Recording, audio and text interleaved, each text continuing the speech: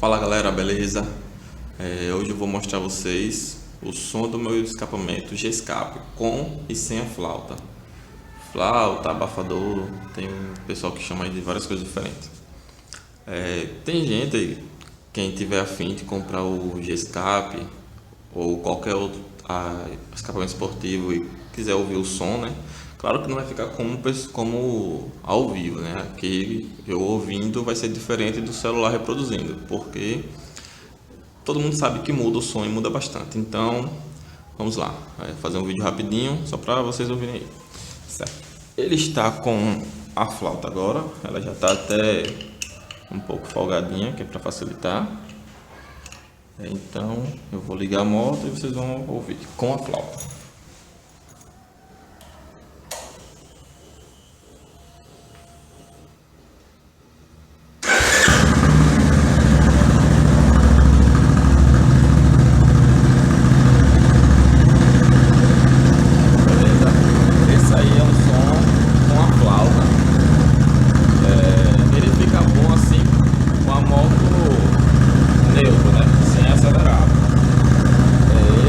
Pessoalmente eu não gosto muito de usar com a flauta porque fica um som um pouco agudo quando acelera. Ouçam só.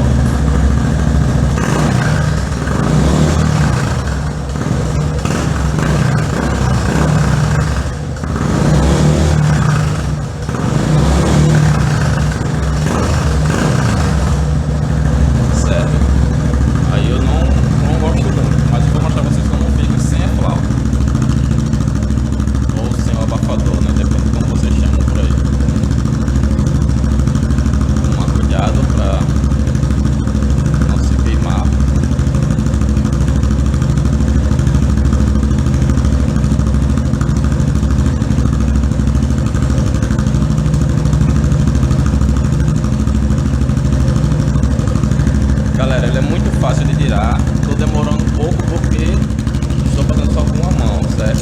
Mas mesmo assim, só com uma mão ele ainda é muito fácil de tirar. Ó, já dá pra perceber a diferença, né?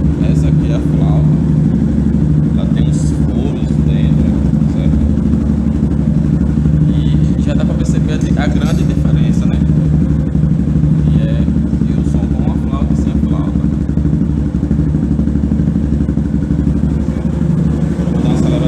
Para vocês escutarem melhor.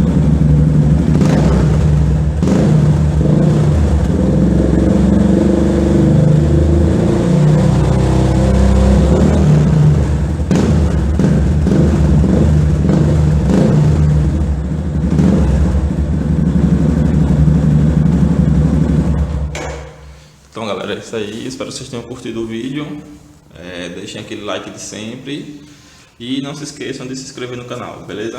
Dá uma força aí pra gente bombar e fazer mais vídeos. Valeu galera, até a próxima.